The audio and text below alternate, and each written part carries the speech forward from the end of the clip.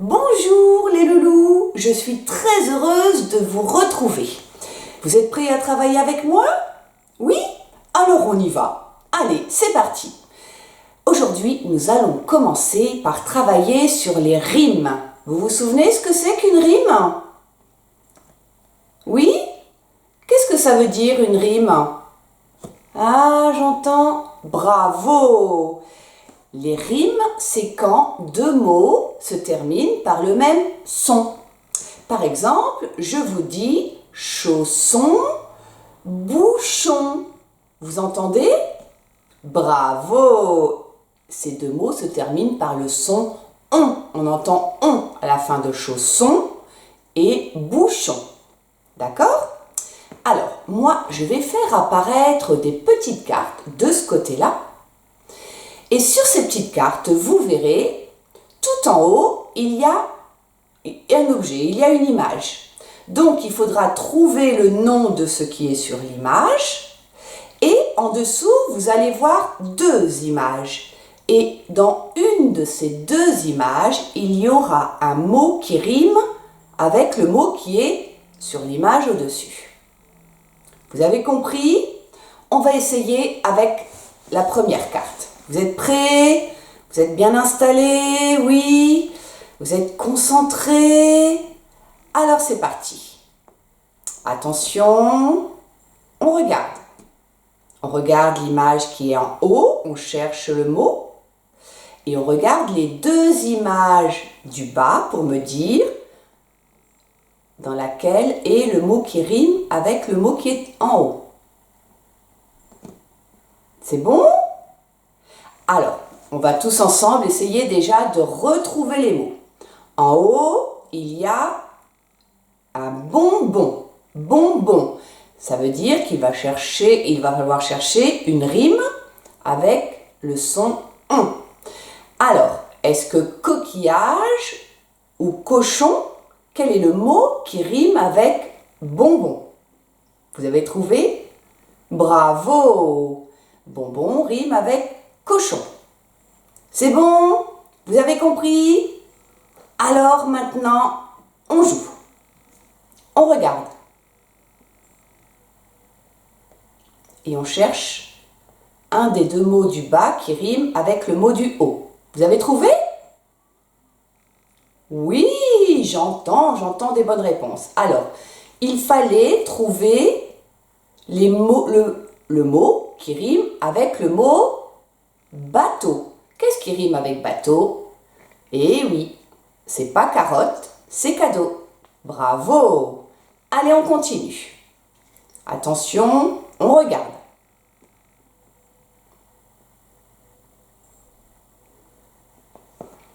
Alors, vous avez trouvé? Est-ce que c'est chocolat ou château qui rime avec panda? Mais oui, bien sûr, c'est chocolat qui rime avec panda. C'est une rime en A. Bravo! On continue, on regarde.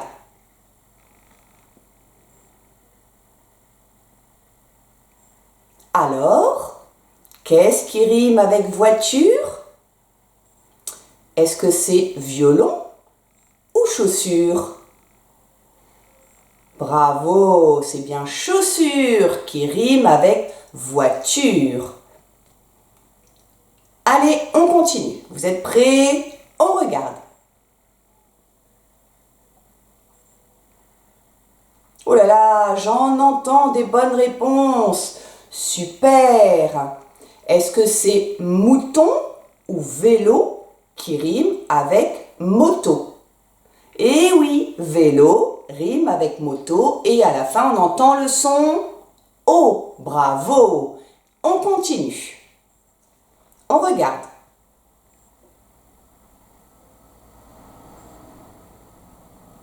Ah là là, j'entends. Vous êtes trop fort. Vous avez reconnu l'image qui était en haut? C'est le mot bougie. Donc, il faut chercher un mot qui rime en I. Très bien. Alors, est-ce que c'est fourmi ou fourchette qui rime en I? Eh oui, super! C'est fourmi qui rime avec bougie. Bravo! Allez, on continue. On regarde.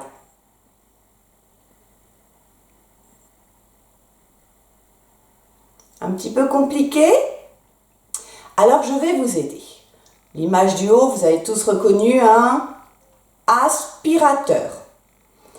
En dessous, il y a le mot ordinateur et les flèches montrent les orteils. Allez, maintenant vous cherchez ce qui rime avec aspirateur. Bravo, c'est facile maintenant qu'on l'a dit. C'est ordinateur qui rime avec aspirateur, c'est une rime en teur. Allez, on continue. On regarde.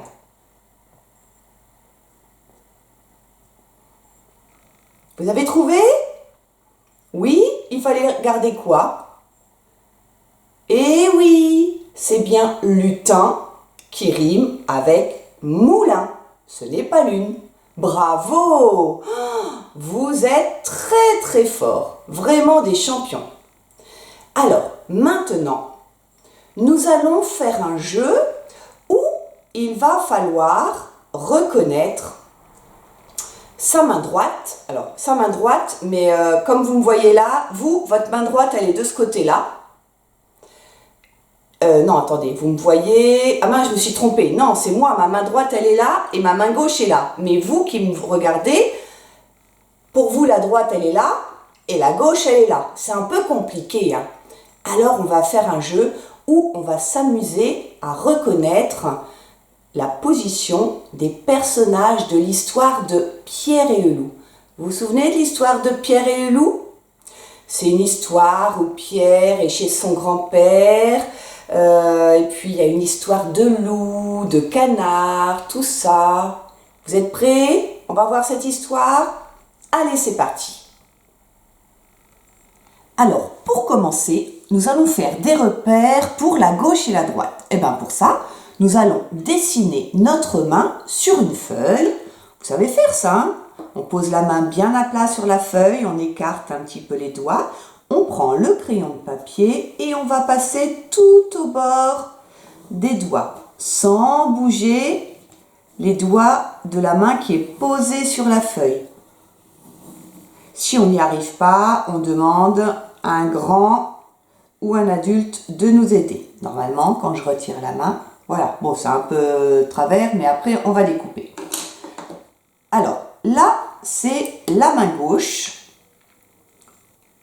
Donc, la main gauche, on va la représenter en rouge. Donc, je prends le feutre rouge, je vais repasser dessus, sur les doigts.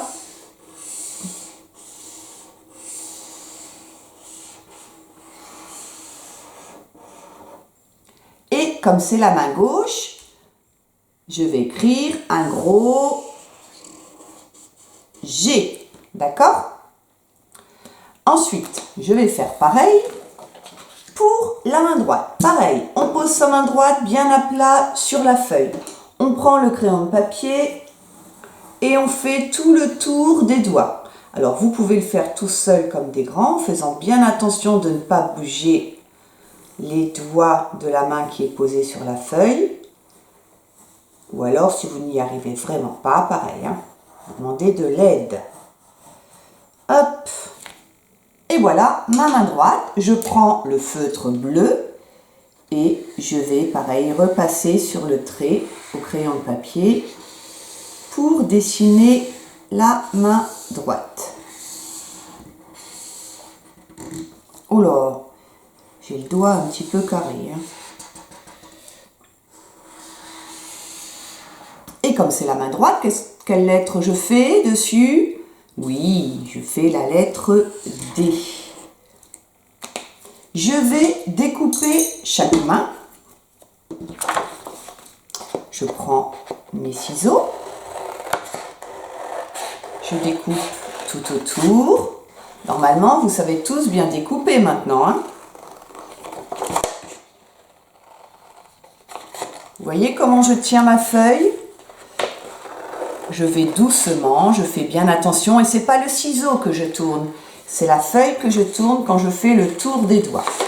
Si vraiment c'est trop dur de découper, vous demanderez de l'aide. Parce que c'est vrai que les doigts, pas facile à découper. Ça tourne beaucoup.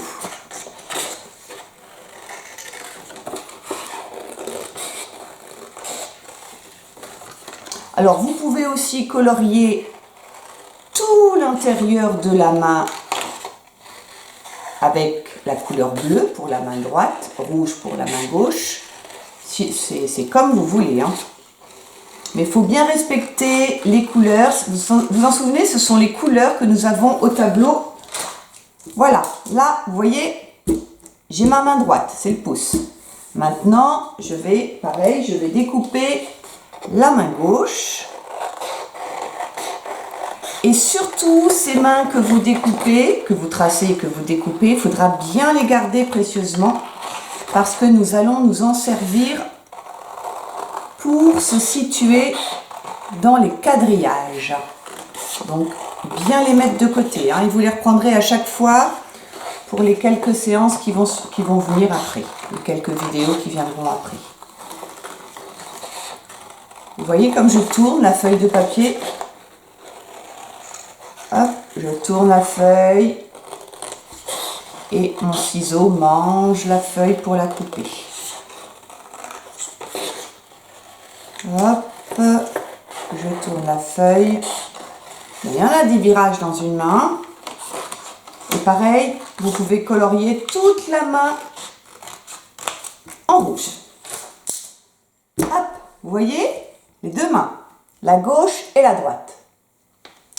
Alors, maintenant, je vais prendre un paysage sur lequel je pose mes mains. Est-ce que vous voyez bien là? Oui? Alors, ici, c'est la gauche. Là, c'est la droite. Ici, c'est la maison du grand-père. Et là, vous voyez, on voit... Je vais décaler un petit peu. Ici, on voit la mare, l'arbre, la clôture. Alors, je vais disposer les personnages de l'histoire de Pierre et le loup. Hop. Voilà. Là, je pose le chat. Le canard, on le met là.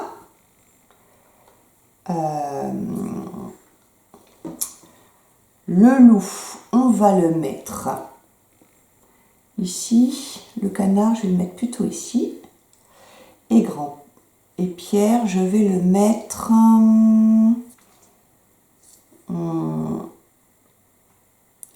ici.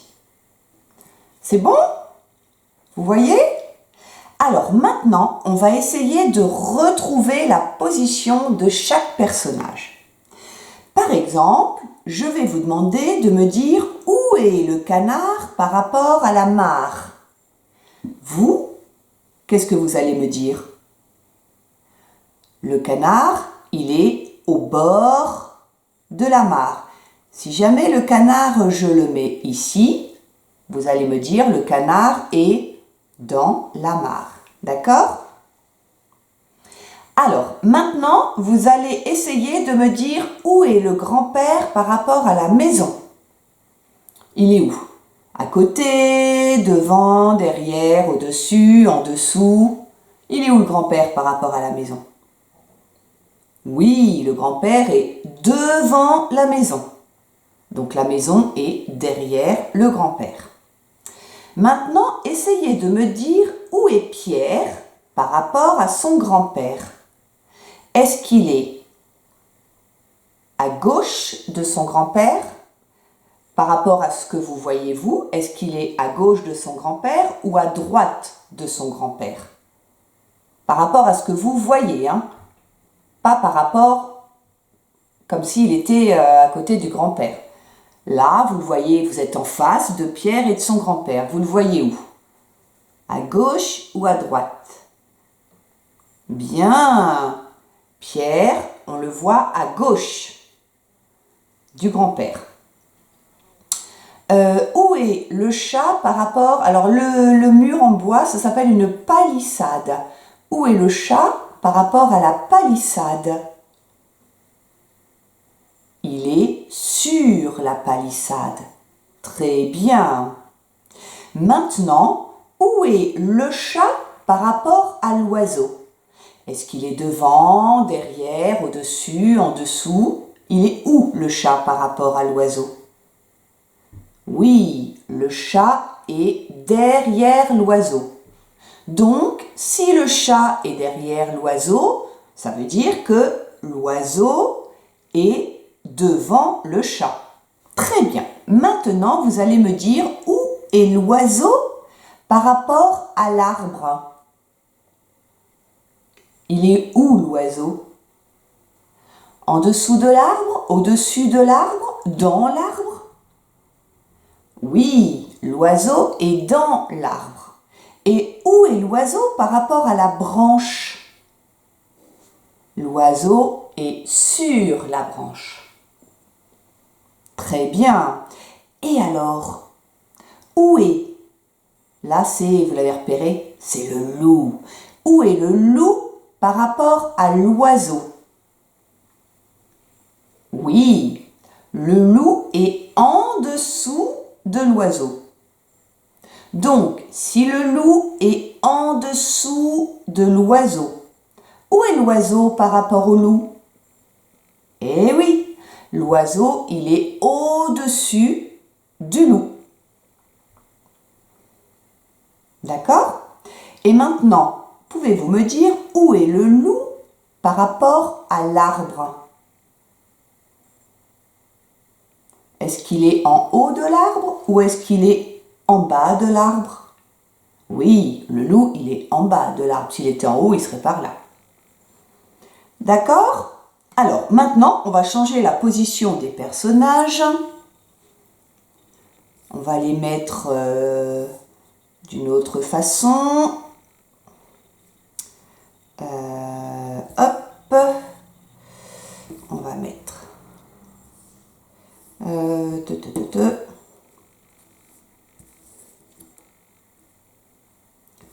Et on va mettre... Voilà. C'est bon? Alors, vous regardez bien et on va essayer de retrouver la position des personnages. Quel est le personnage le plus à droite de la feuille? Le plus à droite dans le paysage, on va dire. Quel est le personnage qui est le plus vers la droite? La droite, elle est là, hein? Oui, c'est le chat. Le chat, c'est celui qui est le plus à droite. Maintenant, quel est le personnage qui est le plus à gauche? Donc, quand je dis personnage, il y a Pierre, son grand-père, et aussi les animaux, hein? Donc, quel est le personnage qui est le plus à gauche sur l'image? Eh oui, celui qui est plus à gauche, c'est l'oiseau. Ben tiens, cet oiseau, où est-il par rapport à la maison? Eh, bravo, il est posé sur la maison. Précisément, il est sur le toit de la maison. Maintenant, où est le loup par rapport à Pierre et son grand-père? Il est où ce loup?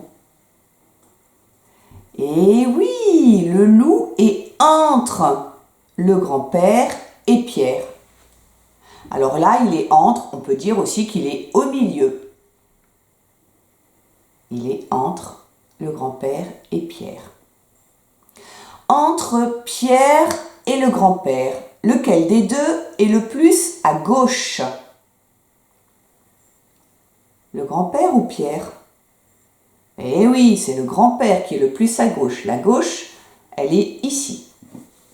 Maintenant, où est le canard par rapport à la mare?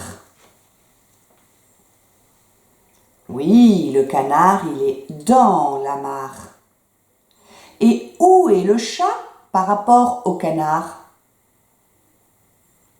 Le chat, il est au-dessus du canard. Le chat, il est aussi en train de faire je sais pas quoi dans l'arbre. il est au-dessus du canard. Vous avez compris? On en fait encore une? Allez, encore une petite dernière.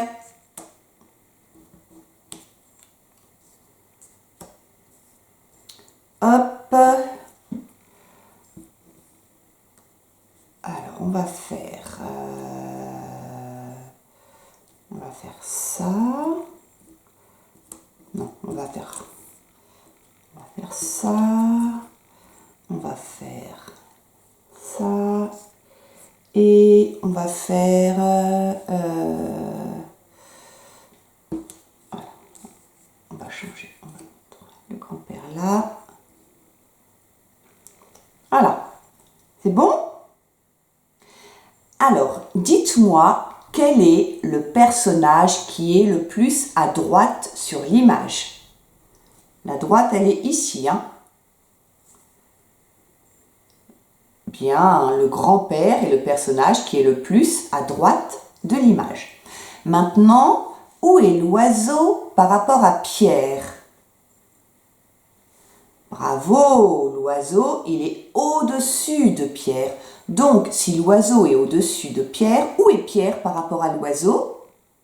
Eh oui, Pierre, il est en dessous de l'oiseau. Où est le loup par rapport à la maison? Oui, le loup est devant la maison. Où est le chat par rapport au canard? Le chat est devant le canard. Donc, si le chat est devant le canard, où est le canard par rapport au chat? Le canard est derrière le chat. Très bien. Vous avez compris? Oui? C'est bon? Alors, n'oubliez pas de bien garder vos petites mains avec vous pour les prochaines vidéos parce qu'on les réutilisera. D'accord? Alors, ça y est, vous arrivez à repérer la main gauche, la main droite, devant, derrière, au milieu? Oui? Bravo! Alors, maintenant, c'est l'heure de l'histoire. Aujourd'hui, nous allons lire une histoire qui ressemble un petit peu à l'histoire de Petit Carré. Et c'est encore une histoire où il va bien falloir regarder les illustrations et bien écouter l'histoire. D'accord? Donc pour ça, on se concentre. Vous êtes prêts? La magie peut arriver? Oui? C'est parti! Alors, je vous laisse regarder la page de couverture de l'album que nous allons lire ensemble. Et on va essayer de lire le titre. Ce mot-là, ça commence par P-E. P-E, peu. Très bien, c'est le son peu. Ensuite, T-I, ça fait ti. Et T-E, ça donne le son T. Ça fait petite. Petite. Très bien. Ensuite, là, T-A. Ça fait le son T-A, le son ta. Et là, quand vous voyez C-H, c'est le son ch. Très bien, comme cheval, château, champignon. C'est le son ch. Et C-H, ch, avec un E, ça fait che. Si là, il y avait un I ou un O, par exemple, ça ferait, ou un U, ça ferait chi, chaud, chu. Ou un A, ça ferait chat. Donc, petite tâche. Petite tâche. Elle est où cette petite tâche? Oh, elle est là? À votre avis, c'est une petite tache de quoi? Oui, de quelque chose qui est noir, parce qu'elle est toute noire. Alors ça peut être du café, c'est plutôt marron le café. De l'encre noire. Ah! Et est-ce que quand on fait une tache, on a fait exprès ou pas? Ben, ça dépend. Des fois, on fait des taches en peinture et ça fait un joli résultat. Ou alors, des fois, avec le stylo, on secoue le stylo et pouf, ça fait une tache. Et là, on ne fait pas exprès. Alors, voyons voir cette histoire de petites taches.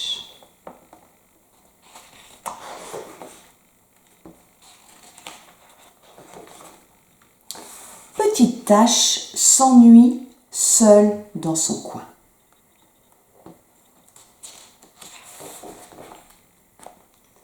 Sa maman lui dit « Petite tache, pourquoi rester seule ainsi? Trouve-toi donc des amis !»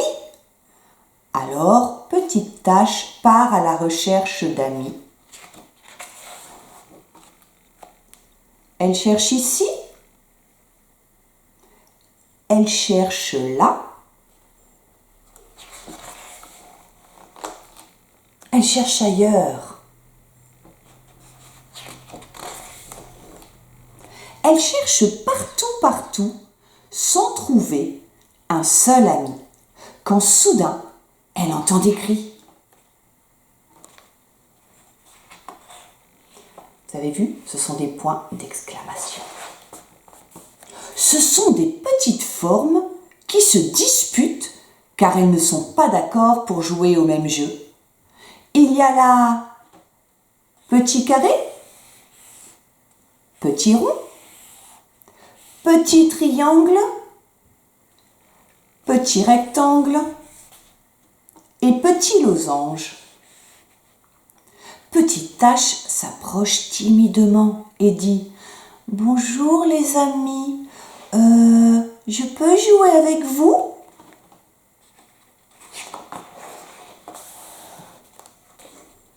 « Non mais, tu t'es vu ?» répond petit carré. « T'as pas de forme » dit petit triangle. « T'es trop moche » dit petit rond. « Trop nul » dit petit rectangle. « Ouais, t'es pas comme nous » dit petit losange. Et tous se mettent à crier. « Va-t'en, sale tache, va-t'en »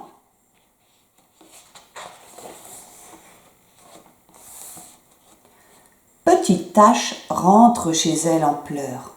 Elle raconte tout à sa maman et à son papa, et tout en pleurant, elle dit qu'elle aurait mieux fait de rester dans son coin, qu'elle est nulle et moche et qu'elle n'aura jamais d'amis.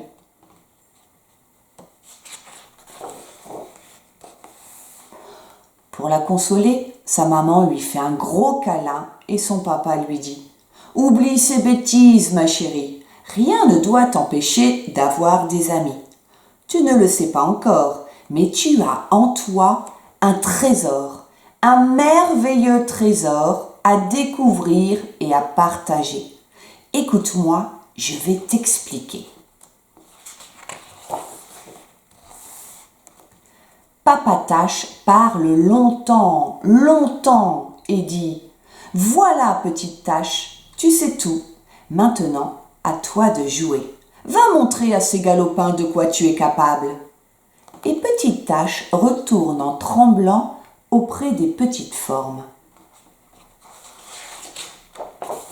« Encore toi !»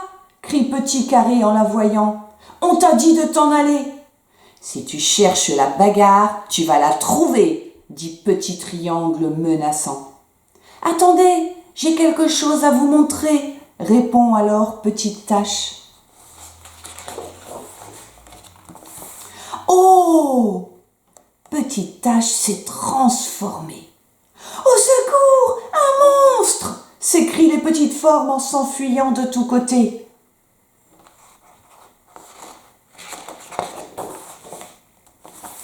« Revenez, n'ayez pas peur !»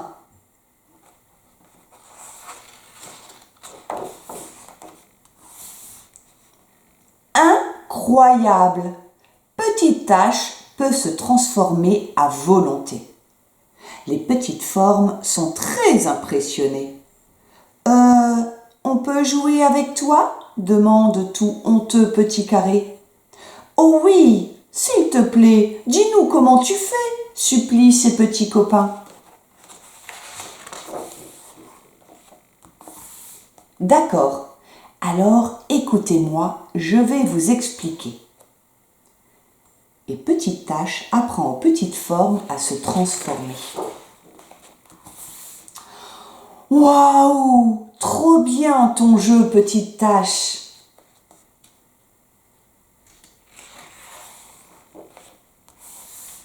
Youpi!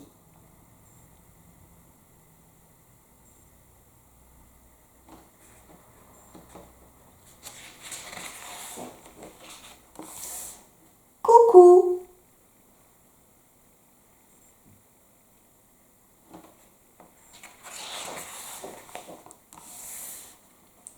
Les petits amis s'amusent tellement qu'ils ne veulent plus se quitter.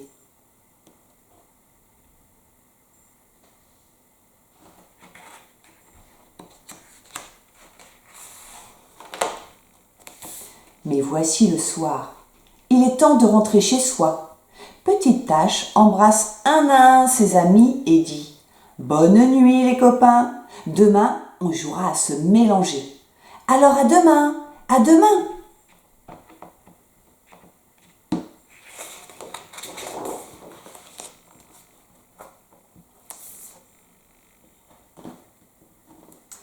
Et voilà l'histoire de Petite Tache. Alors, elle était belle cette histoire, hein?